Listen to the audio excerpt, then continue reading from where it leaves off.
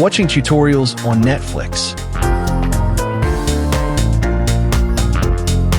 We love to watch with all the glamour on fully loaded tech on our systems. Avatar, Jurassic Park, even the video games on HDR-powered laptop transport us to that magical, realistic living world of vibrant colors and contrast, giving our eyes a treat to enjoy. But here's the problem. If your laptop is not on mains electricity using the battery adapter, you are frying the battery, and your fun time will be over soon. Your laptop is constantly fighting a war between performance and battery life. Most of the time, it's losing. Today, we're moving past the basics. I'm showing you the advanced settings, the AI-driven tweaks and hidden USB power toggles that keep your machine fast while sipping power. From dynamic refresh rates to video stream optimization, let's tune your system like technicians do.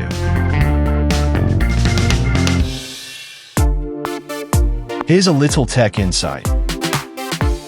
HDR is an imaging technology that delivers enhanced color and contrast in a range of highlighted details dynamically, of those deeper shadows and more natural and vibrant colors in feature devices like laptop screens, mobile phone screens, computer monitors, and TVs.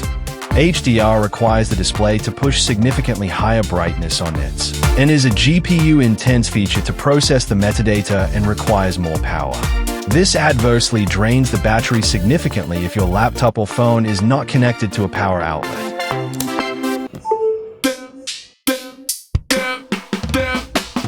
First, let's look at the Windows efficiency options.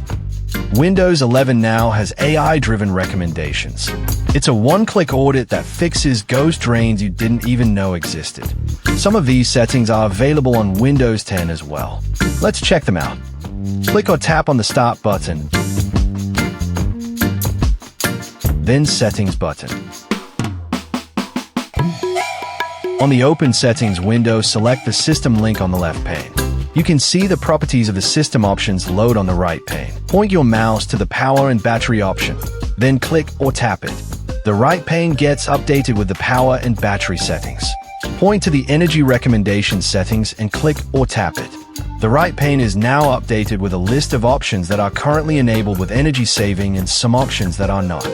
During Windows setup and software installations, these are enabled or set to be enabled by Windows AI. You have the option to enable or disable these depending on vital requirements. For instance, if your computer is a general usage type, you can enable all. But if your computer is used for production purposes, you may need the power running at all times to avoid sleep or hibernate that can cause your professional software hang up after the fact.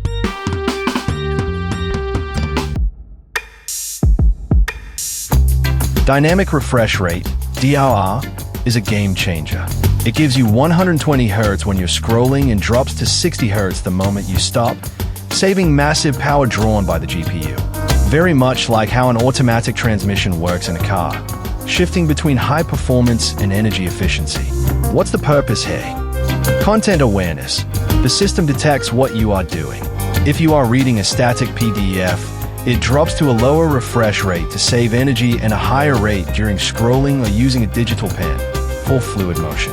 The primary goal is finding the sweet spot where you get a smooth experience without draining the battery or putting unnecessary load on the GPU. DRR is not available on every computer as it requires a WDDM 3.0 Plus on Windows systems, with specific display and driver support to manage the seamless switching between refresh rates without flickering. Let's check out the dynamic refresh rate option now. Go back to the main system settings and click or tap on Display.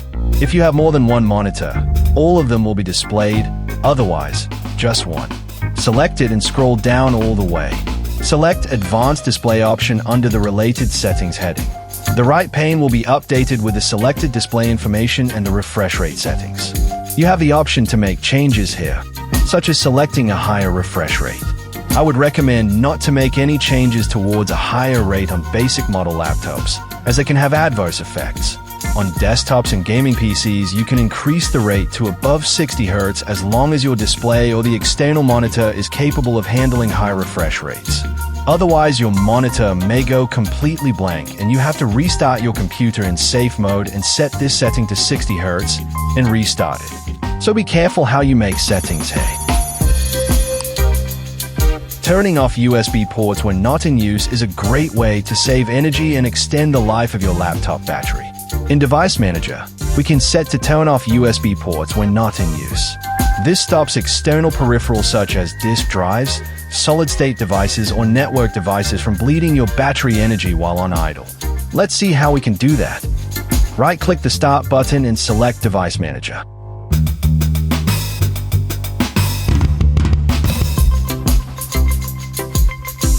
In the Device Manager window's top menu, click on View, and make sure Devices by Type is selected. Important observation: the Device Manager refreshes at a certain time interval. When that happens, you'll see that the window goes blank and reappear. This is normal. This also happens every time we make any changes. We can even do it manually to make sure the Device Manager listings are up to date. Scroll all the way to the bottom of the page. Expand the Universal Serial Bus Controllers link. You can see a host of listed devices in your computer system. Right-click or context-click a USB mass storage device and select the Properties option. The Properties dialog opens up. From the tabs on top, select the Power Management tab. Here you should see the option allow the computer to turn off this device to save power with a checkbox, which may be already selected. During the original Windows installation and during the first time you may have connected an external device like a USB flash disk or a hard drive, some of these settings were made by the Windows setup calculating as the best option depending on the type of computer you have.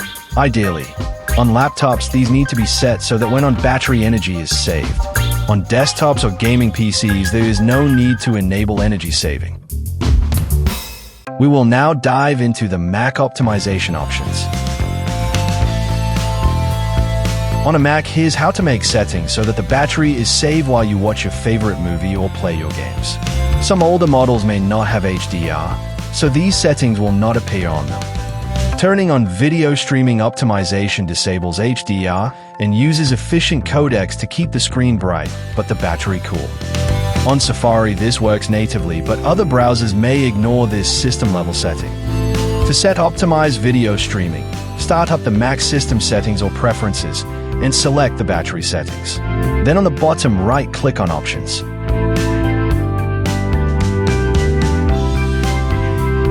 On the dialog that pops up, enable the optimized video streaming while on battery switch.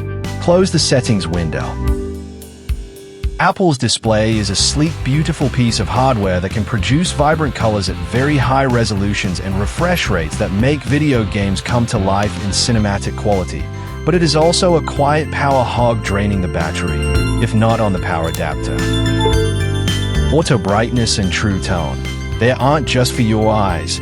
They are sensors actively managing nits to preserve battery energy. If you're on battery, this setting will take care of the energy usage. Go to System Settings or Preferences, click on Displays, and on the Displays page switch the True Tone toggle option switch to the on position. Now every time you disconnect your power adapter, your Mac will take care of your battery's energy consumption.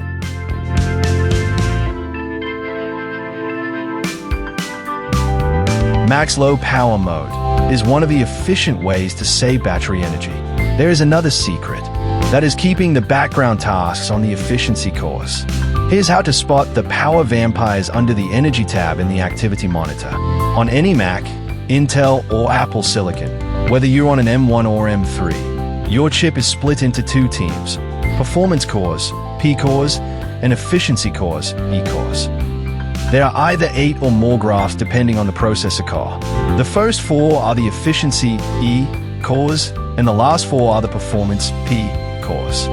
When the Mac is just idling or doing light tasks like sending emails, browsing, or typing code, you'll see the E cores doing the work while the P cores stay flat.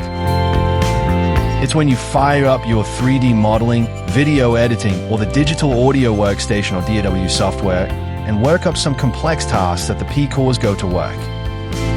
Now I will fire up a CPU-intensive task to make the P cores work. Notice the difference. The efficiency cores are your marathon runners. They handle background tasks. using almost zero power. The performance cores are your sprinters, handle the big takes like rendering a timeline. The App Nap mode. App Nap is a system-level feature that throttles apps that are completely obscured by other windows, means not visible on your screen, and not performing a user-initiated task, like playing music or downloading a file. It reduces their CPU usage, disk access, and network priority to save energy. Any Mac with Mavericks and latest comes with this feature. There is no need to enable anything, but you can see in Activity Monitor which apps are napping. Here's how to see if an app in App Nap mode. Fire up Activity Monitor. Click on the Energy tab. Start up an app like TextEdit and open a new file. Go to Activity Monitor and search for TextEdit, and it will be displayed. In the App Nap column, you'll see it shows no, meaning it is still in not triggered the App Nap. Watch for a while and it will go into an App Nap. And there it is. Apps that don't go to App Nap mode needs to be hidden, like this, to trigger it. Like this. But of course there are those who just might be stubborn and don't want to play nice. We have an option for that too. I'll make a separate video on that, on how to make apps take naps when they are obscured. In newer silicon-optimized versions, Apple has moved toward a more automated efficiency core scheduling, but the App Nap technology is still the logic behind it. Settings are the software side of longevity.